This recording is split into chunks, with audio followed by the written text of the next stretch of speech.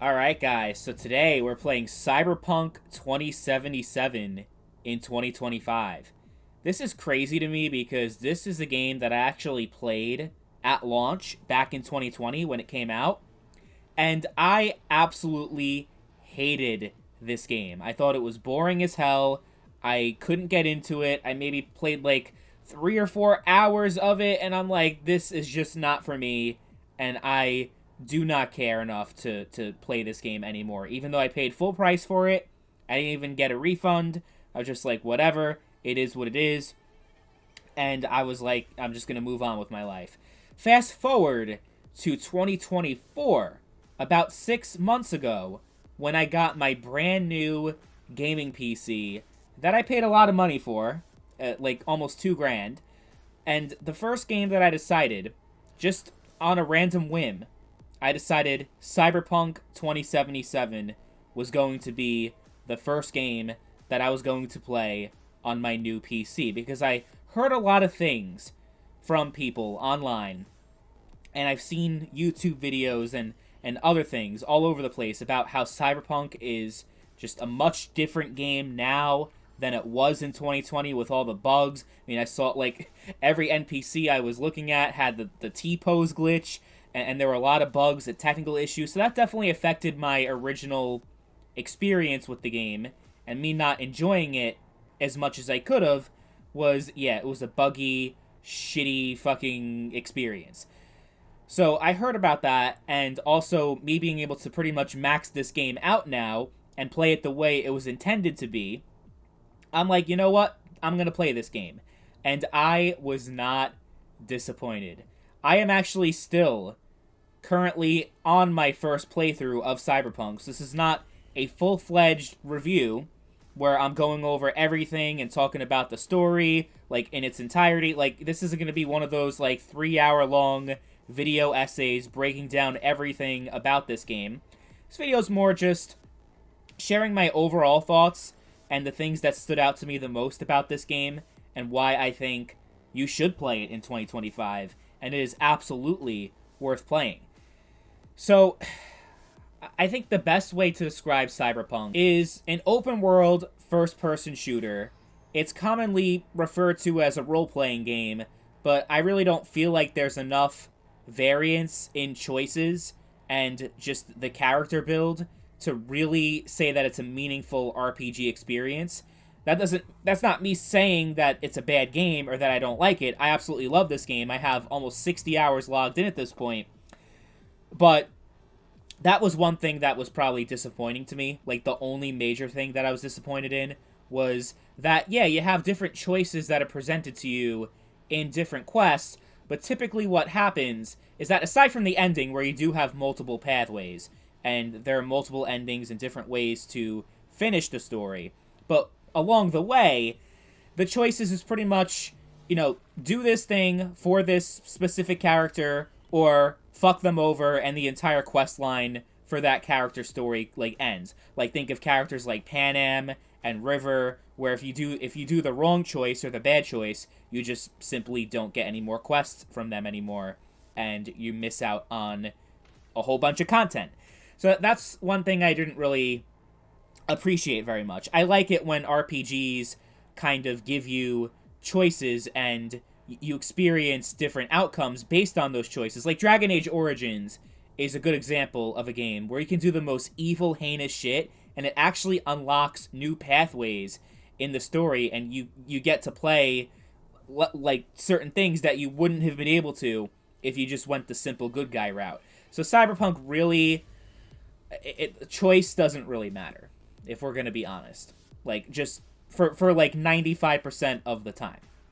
You have the origin story, but that doesn't really, it's what, like 40 minutes or something like that, if that, so that doesn't really add much. Like the background, where you can choose between three different origins for V. So you have the Corpo, which is pretty much a corporate, like, it's hard to describe because you need to really be familiar with the lore of Cyberpunk.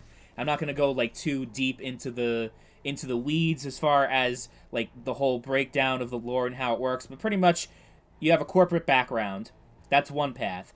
The second path is a nomad, which is like kind of living on the outskirts of the city, kind of like a country living lifestyle. But yeah, a nomad is someone who travels a lot and doesn't live in one place, and they have like camps and stuff. So yeah, that's the other pathway.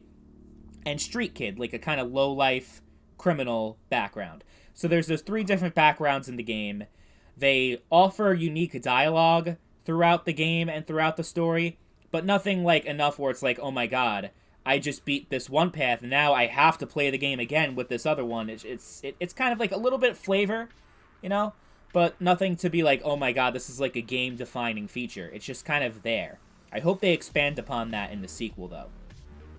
So yeah, as far the story itself though, I think is really good, despite the shortcomings that the game may have in terms of actual role-playing elements. It has some elements of an RPG, but I can't say in good conscience that it's a full-fledged RPG. Doesn't mean the story isn't incredible, and it hooks you in to the lore and the characters, and it really is one of the best single-player experiences I've ever had just based off the story alone, never mind the actual gameplay itself, which is actually really good and rewarding. And that's kind of like where the role-playing really comes down to, is the skill tree and the different paths that you can take.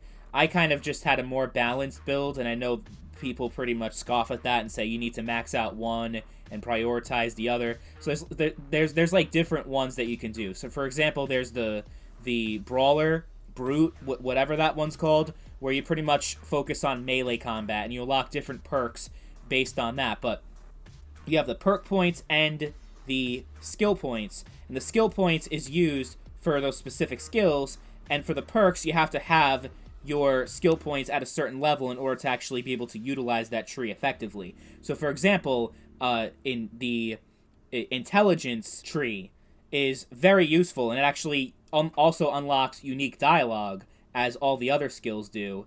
And there's so many different ways that you can customize and have perks specific to the way that you want to play the game. So if you want to have like just a brute force, like melee, LMG, shotgun build, you can do that. You can just have a silenced pistol, kind of be like James Bond. You could do that as well. Or you could just go, you know, like Call of Duty, just have your assault rifle and go to town. You know, like there, and you could do stealth. You can just go guns blazing. There's different ways that you can, you know, approach different quests. And I actually, like, just from a gameplay perspective, I could not get enough of this game. The gunplay is so satisfying. It can be a little janky at times. I'm not going to try to say that it's perfect. It obviously, you know, compared to a lot of other FPS games, certainly lacks a bit of polish, but it's still a lot of fun. And the way that you implement the cyberware, and you're able to scan things and distract enemies with different objects, and like hack into cameras and everything, it was definitely taken straight from Watch Dogs. I was actually reminded a lot of that game, which a lot of people don't really talk about or remember from 2014. But yeah, they definitely took a lot of inspiration, you know, just from the story and the setting, but also the gameplay itself was heavily inspired by Watch Dogs in terms of how they implement technology and hacking into the gameplay and the gunplay. But the overall gameplay takes a little bit of getting used to. If you give enough time, though, you will love it, and you will just enjoy this game so much that, at least for me, you know, I'm not the type of person that, like, tries to do 100% of everything in every game, especially these open world games that are big and take a very long time to finish and complete. I found myself doing every main mission, obviously, but also every side mission. And then you also have gigs, which is like side content on top of side content. I played every last bit of this game that I possibly could, and I'm not even finished yet. I'm like in the middle of Phantom Liberty right now, and am having the time of my life, and I'm still like just in love with this game. I would have finished it sooner, but there were other games that I was also playing. I like to have a little bit of variety. As you guys know by my channel, I post a lot of games, a lot of different games in different genres and everything.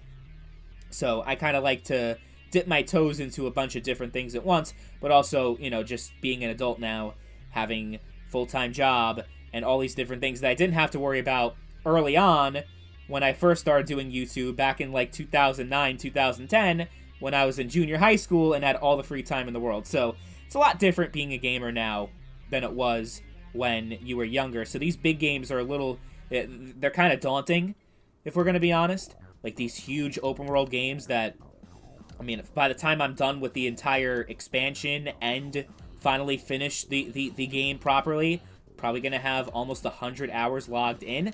So, yeah, it's a lot. It's a lot of stuff to do in this game. But if you're looking to a game, for a game to just sink your time into, no microtransactions, no online live service bullshit, then this is the game for you. It really is. If you're not really into the whole first-person shooter thing, I understand.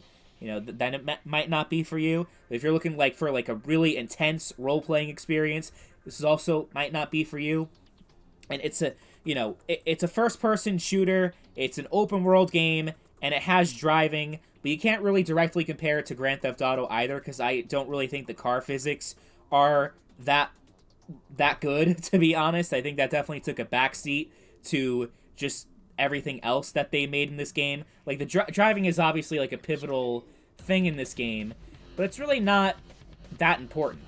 Like, it's not as important as you would think if you're from the outside looking in, never played this game before, because they have fast travel in this game that I end up using quite a bit, because the driving it's kind of there. It's not a highlight of this game. It just feels like they don't handle well. The vehicles don't handle that well, like compared to even Grand Theft Auto 5 that came out 7 years before Cyberpunk.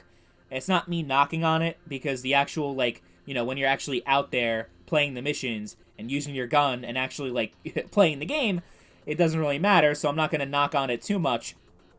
But yeah, if you want, a driving game, and, you love being in being in cars, driving vehicles, this might also not be for you. So just keep that in mind. The driving just doesn't feel that good. And some people might disagree with me. I mean, there's a lot of really cool designs with the vehicles and some of the things that they did with the cars. Like, it really fits the cyberpunk aesthetic, to a T. And they really look cool in first person also. But, yeah, just not my thing. I didn't really like that in this game. And also, in case you're wondering, if you didn't know, there was a multiplayer game, or a multiplayer mode, rather, that was planned for this game. It ended up not happening, which is probably for the best. Phantom Liberty certainly did a lot to improve this game's reputation, because it added so much depth and story, and even improved on the gameplay a little bit. And yeah, they totally redeemed themselves, CD Projekt Red did, because you remember their reputation was down the toilet in late 2020 and 2021, especially if you were one of the poor souls that got the PS4 version of this game. This game had no business releasing on last-gen consoles. It just didn't, but they did it anyway. And that definitely hindered this game's potential. It certainly would have been a lot more than it ended up becoming if they just said, yeah, we don't care about making all this money, because, I mean, it was a financial decision to release it on those old consoles that couldn't really handle the game. If they just stuck completely with PS5, Series X, and PC, of course, that would have been a lot better. I wonder if this game is going to come out on the Switch 2. I'm not sure if even the Switch 2 can handle it. I mean, we'll see. We don't know exactly the full breakdown of the specs yet for that console. But Cyberpunk's just, it's an amazing game. You should play it if you're into these big games that have a lot of quests and a lot of content. There are a lot of quests, though, just getting through one quest will take you over an hour, and it's, very dialogue-heavy, so just be prepared for that. You're not just running and gunning the entire time. If you don't care about story at all for video games, and it's not your thing, you just care about the gameplay, it might also not be for you. But if you're into huge open-world games with very fun, very satisfying gameplay, and deep lore, and just so much content for you to dive into. That's really what it is at the end of the day. Then I think you'll love Cyberpunk 2077.